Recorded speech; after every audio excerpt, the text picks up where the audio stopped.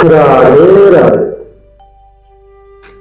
आज हम सुनेंगे आषाढ़ शुक्ल पक्ष एकादशी के बारे में, जिसे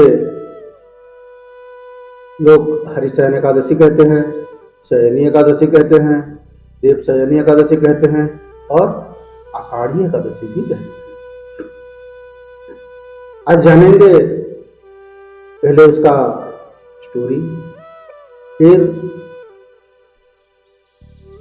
उसका पालन विधि, वो करने से क्या लाभ होता है, और फिर उसका समय, पालन करने का समय, दिन, सब मुहूर्त जानेंगे। पहले हम स्टोरी को जान लेते हैं। एक बार धर्मराज युधिष्ठिर ने कृष्ण से पूछा कि आषाढ़ मास की शुक्ल एकादशी को किस नाम से, किस रूप से जाना जाता है और क्या उसका फल है, कृपा करके हमें बताइए। ऐसा धर्मराज ने श्री कृष्ण जी से बोला। तो भगवान श्री कृष्ण बोलते हैं, हे धर्मराज, जो प्रश्न आप मुझे इस वक्त किए हैं वही प्रश्न देवर्षि नारद ने ब्रह्मा जी से किया था। ब्रह्मा जी ने जो कथा देवर्षि नारद को बताया था वही आज मैं तुम्हें सुनाता हूं। एक बार एक राजा थे जिनका नाम मांधाता था। उनके राज में अकाल पड़ा था, बहुत बड़ा अकाल, 3 साल तक बारिश नहीं हुई थी। तो उन्होंने ब्रह्मा जी के पुत्र ऋषि अंगिरा से जाकर पूछा कि मेरे राज्य में ऐसा क्या हुआ जो बारिश नहीं हो रहा है और अकाल पड़ गया। तो ऋषि अंगिरा ने बताया कि तुम्हारे राज्य में ऐसा कुछ तो है जो हो रहा है जो नहीं होना चाहिए था। तो राजा ने पूछा कि मैं ऐसा क्या करूं कि प्रजा को कष्ट से निकाल सकूं।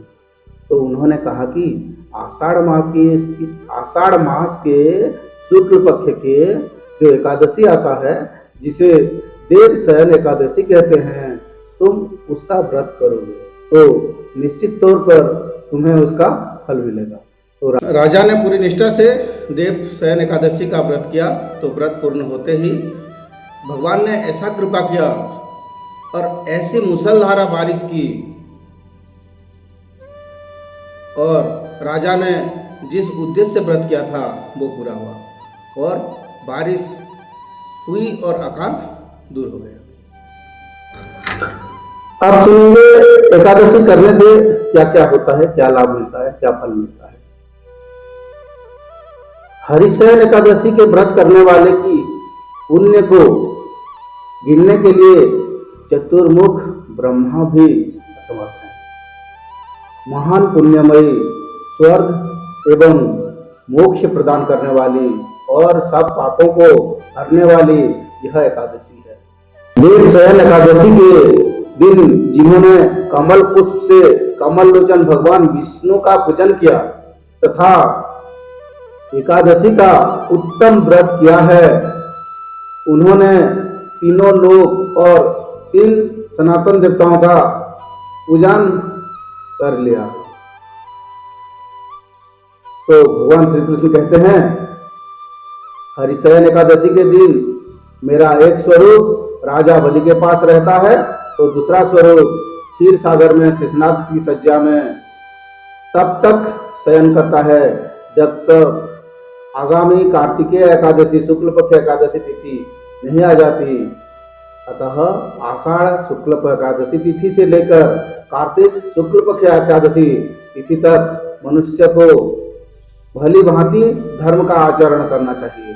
ये चतुर्मास्या में ब्रह्मचर्य का पालन करना चाहिए और वो भी परम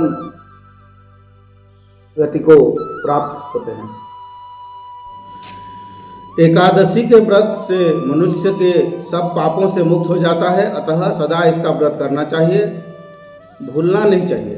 25 जुलाई 2026 को आने वाली देवशयन एकादशी का व्रत सभी करें।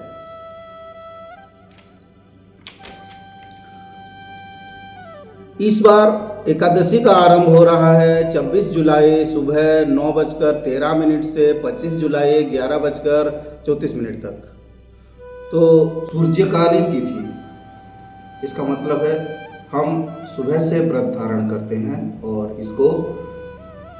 इसके अनुसार 25 जुलाई 2026 शनिवार को देवशयनी एकादशी का व्रत हमें धारण करना है और एकादशी के दिन सूर्य उदय के समय है 5:38 और सूर्यास्त का समय है 7:16।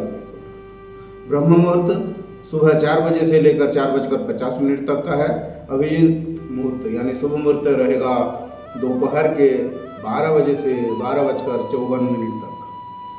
बात करें राहु काल की तो सुबह 9:03 से 10:45 तक रहेगा। एकादशी से एक दिन पहले शुद्ध और सात्विक भोजन लेना चाहिए, ब्रह्मचर्य का पालन करना चाहिए और अगर हो सके तो भूमि पर शयन करना चाहिए और एकादशी के दिन सुबह ब्रह्म मुहूर्त में उठना चाहिए। राधे राधे।